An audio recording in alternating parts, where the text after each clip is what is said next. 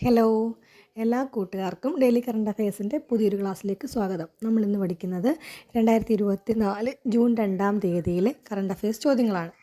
അപ്പോൾ നമുക്ക് ആദ്യം ജൂൺ 2-ന് ഒരു പ്രത്യേകതയുണ്ട്. അതെന്താണെന്നുള്ളത് പഠിക്കാം.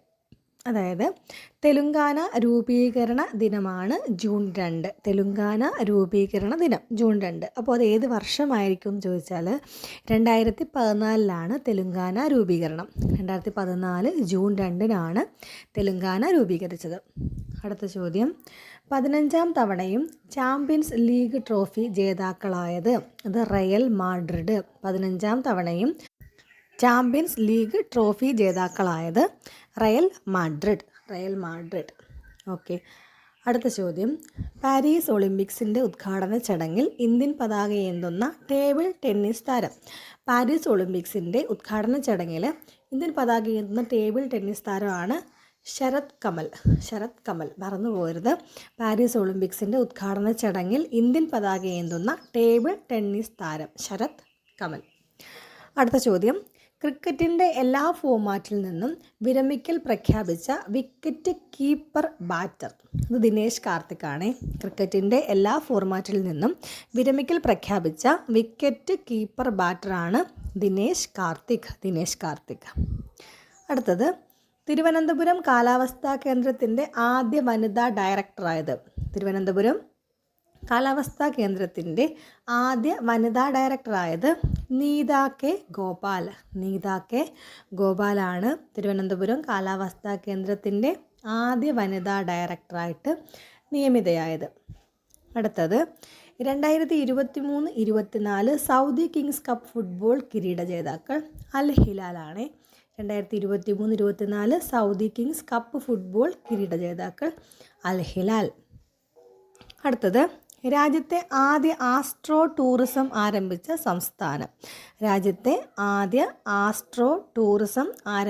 സംസ്ഥാനമാണ് ഉത്തരാഖണ്ഡ്. രാജ്യത്തെ ആദ്യ ആസ്ട്രോ ടൂറിസം ആരംഭിച്ച സംസ്ഥാനം ചോദിക്കുകയാണെങ്കിൽ അത് ഉത്തരാഖണ്ഡാണ്. രാജ്യത്തെ ആദ്യ ആസ്ട്രോ ടൂറിസം ആരംഭിച്ച സംസ്ഥാനം ഉത്തരാഖണ്ഡ്. അടുത്ത ചോദ്യം, തായ്വാൻ അത്ലറ്റിക് ചാമ്പ്യൻഷിപ്പിൽ ജാവലിൻ ത്രോയിൽ സ്വർണ്ണമണിഞ്ഞത്. തായ്വാൻ അത്ലറ്റിക് ചാമ്പ്യൻഷിപ്പിൽ ജാവലിൻ ത്രോയിൽ സ്വർണ്ണമണിഞ്ഞത് DP മനു ആണ്. തായ്വാൻ അത്ലറ്റിക് ചാമ്പ്യൻഷിപ്പിൽ ജാവലിൻ ത്രോയിൽ സ്വർണ്ണമണിഞ്ഞത് DP മനു.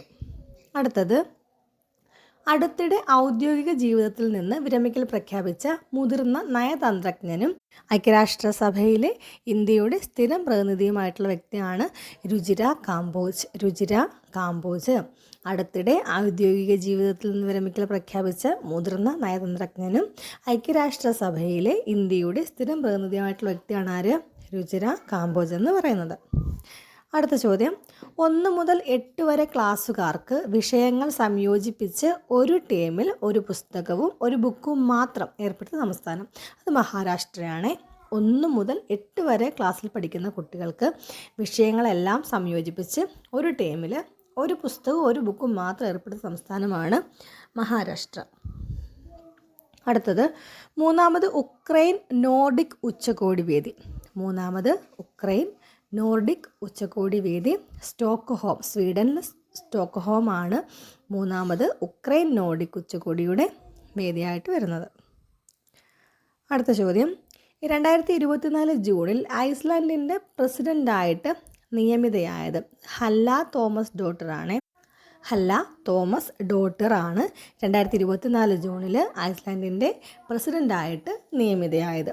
അപ്പോൾ ഐസ്ലാൻഡിൻ്റെ പ്രസിഡൻ്റ് ആകുന്ന 2ാമത്തെ വനിതയാണ് ഹല്ല തോമസ് ഡോട്ടർ. അപ്പം ഐസ്ലാൻഡിൻ്റെ പ്രസിഡൻ്റ് ആകുന്ന ആദ്യത്തെ വനിത പഠിക്കണം അല്ലേ? ആദ്യത്തെ വനിത എന്ന് പറയുന്നത് വെയ്ദിഷ് ഫിൻ